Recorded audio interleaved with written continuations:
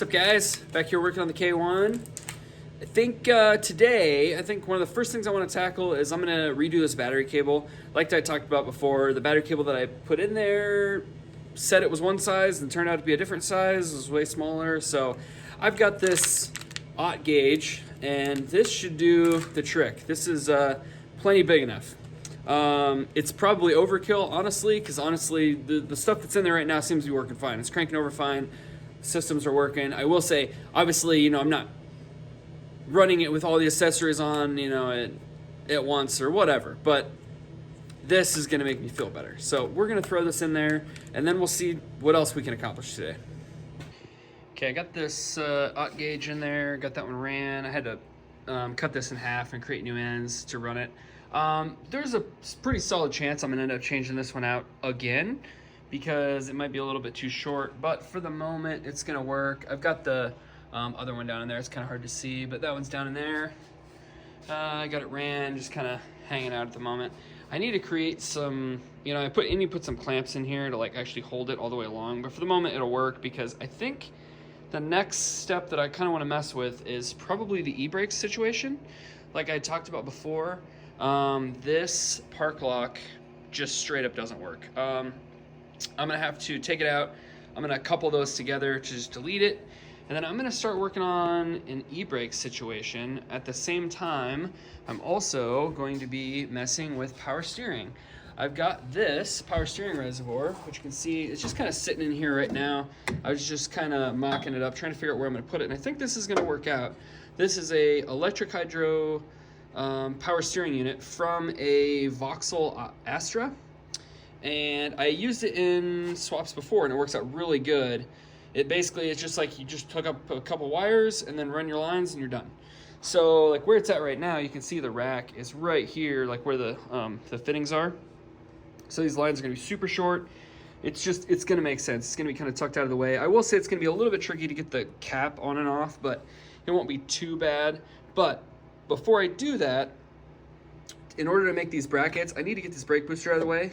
And that requires taking the lines out the master cylinder, pulling the battery out, and yada yada. So it's a good time to do the e-brake at the same time. So I'm gonna start taking some stuff apart, draining some fluid out of here so I can kind of get it situated to what I'm trying to do. Okay, so you can kind of see what I have going on at the moment. This is, obviously I have a 91 Accord. The listing showed it was black. It showed up as brown. I'll have to replace it later, but for the moment it at least is the right dimensions, so let's not worry about that. But basically the situation I've got is this is a hydraulic e-brake for like drifty boys, and what I'm thinking is if I have this piece attached to this piece, basically when you pull this handle up, it'll push this cylinder in and it'll lock it to apply the rear brakes. So basically what I need to figure out is how to attach this piece to there, and then also how to bracket this into the car somewhere where there's enough room to run brake lines and it's not in the way of anything else. So yeah, this is gonna be kind of a whole task, but in theory it should work. I guess we'll find out. So it's gonna be hard to see, but it's really hard to record this, so I'm gonna do my best. But basically you can see I've got the e-brake handle here, and you can see when this thing goes up, you can see that rod there. It's like pushing in and out. Basically, I got this other rod here, and essentially, I think if I link these two together, basically when this goes up, it pushes that stud forward, which is gonna push on the master cylinder. So now I just gotta figure out how I'm gonna mount this and how I'm gonna connect these two rods so that it makes sense. So that's where we're at. Okay, so this is what I've come up with so far. So you can see here that basically I need to get a coupler to put these two together. I spot welded a bolt onto here for the moment to see if it's gonna work out. I think it is. I am gonna need a fitting for here. Unfortunately, this one, even though it threads in, it's not the right flare, so I need to get one for there. But I did get this line redone. I still need to straighten it out, probably smooth it out a little bit.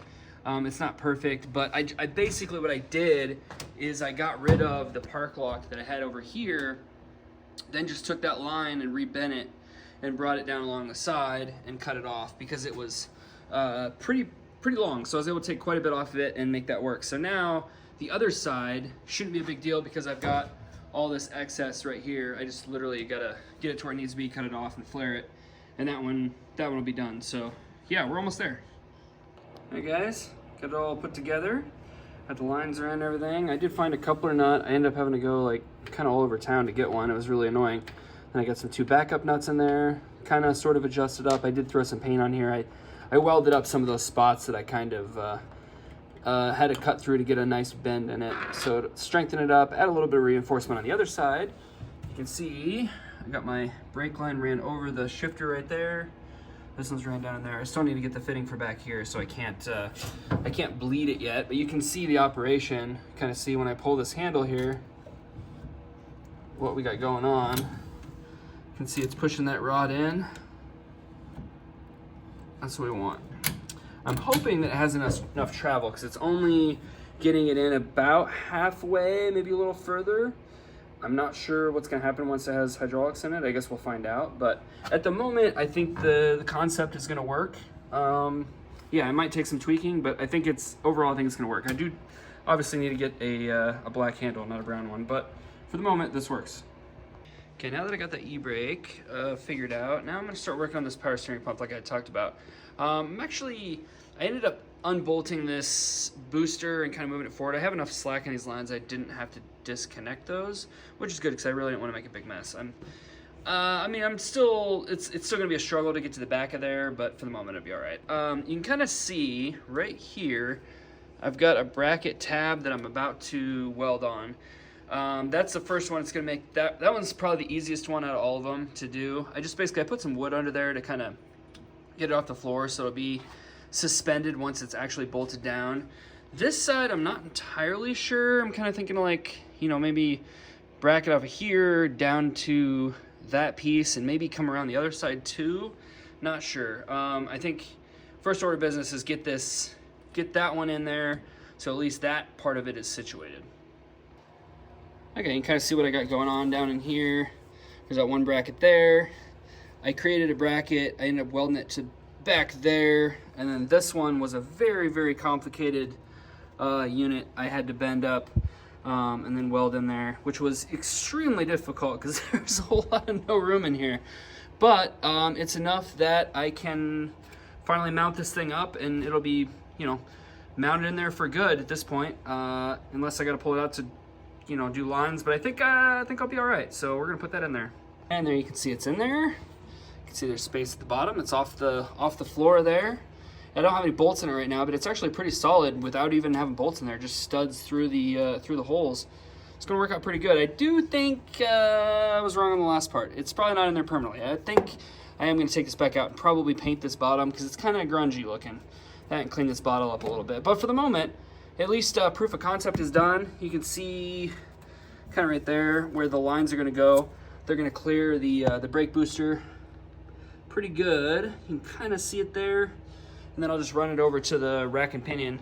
I don't have any of the fittings right now with the exception of one, so I need to buy some more stuff before I can get to that point. But I think, yeah, we're looking pretty good.